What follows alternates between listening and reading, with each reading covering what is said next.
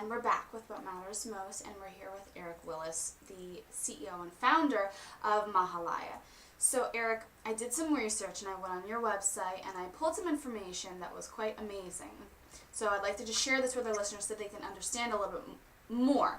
So, I pulled that the Mahalaya community consists of individual resident housing, eco-spiritual retreats, spa and wellness centers, hotels, timeshares, healing centers, apartment co-housing, organic farms, birthing centers, 2 temples, a community center, local currency, indoor and outdoor theater. How? This is, wild. I have never heard of anything like this, and I understand it's still in the momentous stage, but how? Well, obviously, like you said, this is a huge undertaking, and Absolutely. nothing like this happens overnight. Of course. Even the town or city you're living didn't get built, Of course. over a year or anything like that. This is a work in progress. So obviously, we have a grand vision that we're holding true to, and we start. From a smaller phase, and we work our way through this. Okay. When I first I'd say when I first really came into this and accepted this project, or the stewardship of this, I realized that this is a lifetime thing. This Sure. It'll never going to stop. This is something that I will do and I'm dedicated to doing for my entire life. And it'll continue to move on. And even after I'm gone, our children will continue on to even bring more of this vision in. We're very familiar with this new energy that we're moving in. There's a lot of talk about 2012 and even October 28th coming up and us moving into this new paradigm. I haven't But heard that. October 28th, I heard 11/11. well, 1111 is a portal, but if you, I think it's Dr. Kalman, I think it is. He actually has been able to put it together such that October 28th is actually the end of the Mayan calendar. So you might want to look that up too. So that's a little interesting I tidbit. definitely will. Wow. I'm glad we spoke to you before October 28th. But one of the things that I've been receiving is that the shift isn't happening all at once, Right, and that's right. what I mean as far as Mahalaya. We don't move into this new era and we say, poof, here we have now we've got heaven on earth. Right. It is, we have just now taken one step into the next chapter, Okay. and we're being asked to step into our roles. We're being asked to step into our alignment and be true to that. And that's simply what it is. So with Mahalaya, we are really anchoring in that intention. We are first going to start with really probably a colony. We'll colonize the property to be able to hold that energy, Yes. and then we'll be moving one step at a time from there. Wow. So really, even probably it'll probably be at least 5 years Okay. before you really start to see an inkling of the real magnitude of what we're really trying to do. It will really take that much time.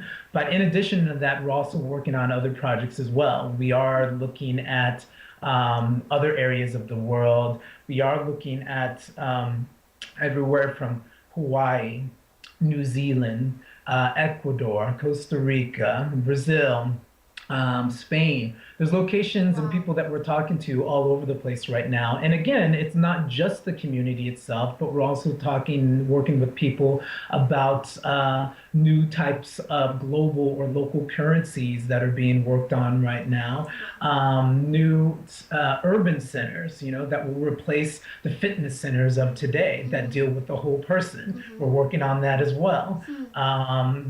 So there's a lot of different things that we're working on and Mahalaya represents because again, it's not just the community itself, but it's a whole new way of living that we will begin to bring in. So, can you tell me? So, in the instance of the communal housing, hmm the communities of the communal housing, is there going to be restrictions of how people can actually join this? Of course, and this is something that's a work in progress as well. But obviously, in building any new community or development, you have to choose the members who are going to at least be the founding colonizing individuals of this community, because it's necessary to have contribution Of to course. the community that we need, that's going to be able to facilitate all the different aspects that a community needs. Sure. One person can't do it. um, it takes a community to build a community.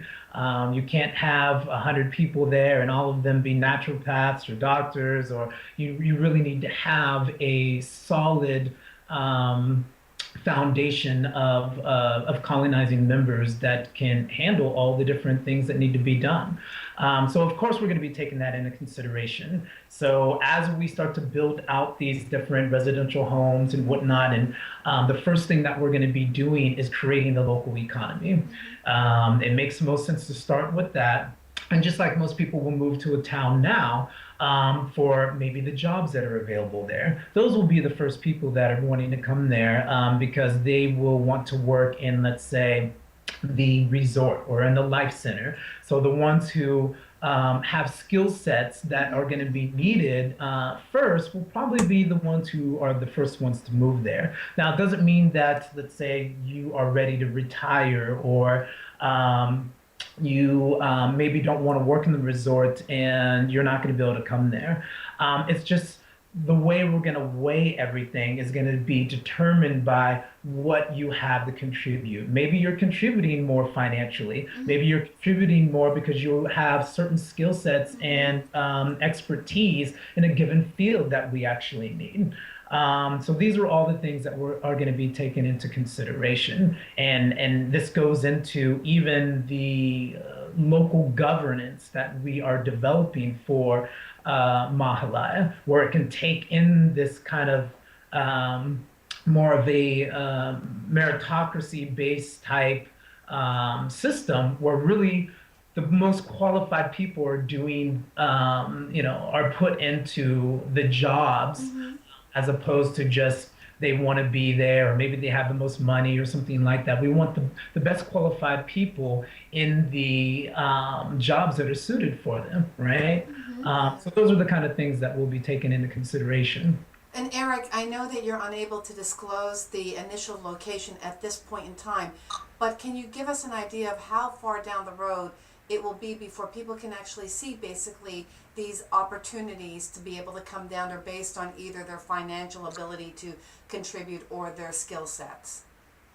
Willie will start to take applications within Oh, probably within the next 30 to 60 days. Oh, wow, that's So we can soon. start to take, yeah, that's applications exciting. yeah, 30, 60 days. And again, it's still a work in progress. Next year will really be the year that we really start to pick up steam. But we want to start to collect the data now. We want to know where your interest is. And, are you interested in living in Hawaii? Are you interested in living out of the country? So we can start to put together that data now, and work with our other partners. So yeah, it's very soon you'll be able to actually go and start applying and expressing your interest. Very neat. So, is it correct in my assumption that in this community that you'll be creating, there will be no money exchange and there'll be more bartering of services? Is that accurate? It's There could be some bartering, but one of the things that I want to really get across to, and this has to do with what we said before, that we're ushering in this new paradigm, that we're not simply looking to just replace everything at once, Sure, because sure. this is a matter of transformation or transmutation. So what we're talking about doing is implementing systems that can work in parallel with the current systems now, or complementary current currencies, or local exchanges that can be used locally, but at the same time are tracked in a way where we can measure it against the national currency, and money can be pulled in and out. We're not talking about where we're going to be completely off the grid, where we have no integration or anything like that with the other towns around us and whatnot. But let's say if something was to happen, we would be self-sustainable if we needed to be. I gotcha. Right.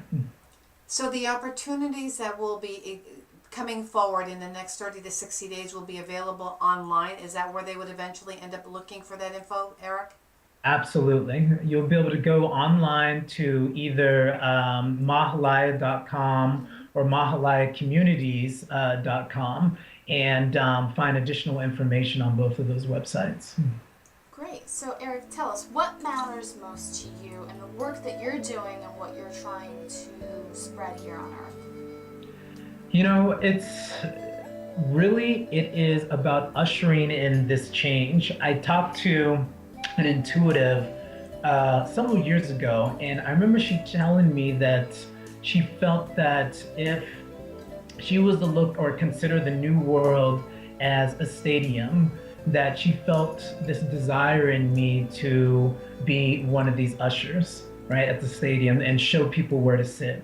And that's really where it is for me. For me to be able to really be in alignment with my soul purpose and to live and breathe this truth with all that I am and be completely dedicated to be an example myself, but also bringing in these new systems and ideas and organizations and that support that and support others as well in their effort.